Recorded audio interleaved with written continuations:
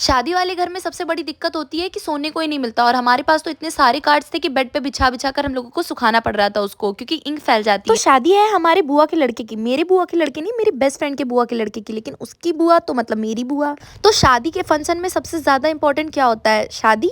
जी नहीं, शादी के कार्ड लिखना, क्योंकि अगर एक भी रिश्तेदार छूट गया ना तो फिर मुंह फूल जाएगा। तो यहाँ पर हमारे यहाँ 2 बोरी कार्ड है, किसी को भी नहीं तो छोड़ेंगे। यहाँ पर बात ये है कि 2 भाई हैं और दोनों की शादी एक ही साथ हो रही है। 15 डेज के गैप में 2 शादियां हैं, तो 2 अलग अलग कार्ड है, तो मतलब हमारे पास 1000 से भी ज्यादा कार्ड्स हैं। तो सबसे पहले हम लोगों ने लिस्ट निकाला, सारी लिस्ट बना के रखी थी ताकि कोई भी ना छूटे, क्योंकि सारे सेक्शन अलग अलग डिवाइड कर रखे थे, फ्रेंड्स का, फैमिली का अलग।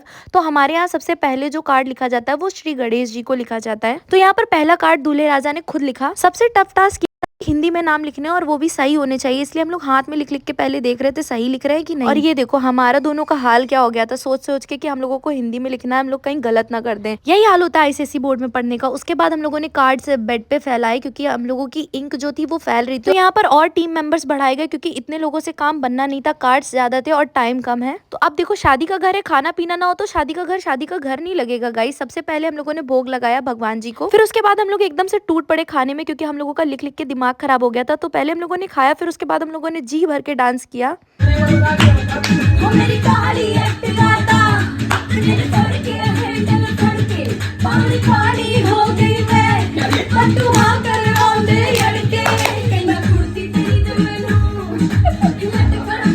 और देखो शादी तो तब तक की इनकम्प्लीट होती है जब तक कि घर में किसी बच्चे का एग्जाम ना चल रहा हो। अब देखो बेचारी का एग्जाम है और हम लोग यहाँ पर बैठ के टीवी देख रहे हैं इसके सामने। फिर उसके बाद बेशर्मी लाद के हम लोगों ने मूवी देखना स्टार्ट कर दिया, क्योंकि अभी भी कार्ड्स बहुत सारे बचे थे, लेकिन एक दिन में कितना ही लिख सकते हैं। उसके बाद हम लोग गए आइसक्रीम लेने, लेकिन गाइस देखिए मेरे साथ क्या हुआ। यहाँ पर हम लोगों ने आइसक्रीम ली थी, तो पहले एक आइसक्रीम इनकी मेल्टेड थी, फिर दूसरी आइसक्रीम ली। इस आइसक्रीम को हम लोगों ने खोल के देखा तो फंगस था। हम लोगों ने एक्सपायरी डेट चेक करी, लेकिन वो एक्सपायर्ड नहीं था, बट स्टिल उसके अंदर फंगस था। तो मैं आप लोगों से यही कहना चाहूंगी कि आप लोग भी देख के खाया करो। सो या that's it for today's video. मैं मिलती हूँ आप लोगों से नेक्स्ट वीडियो में, नेक्स्ट ब्लॉग के साथ।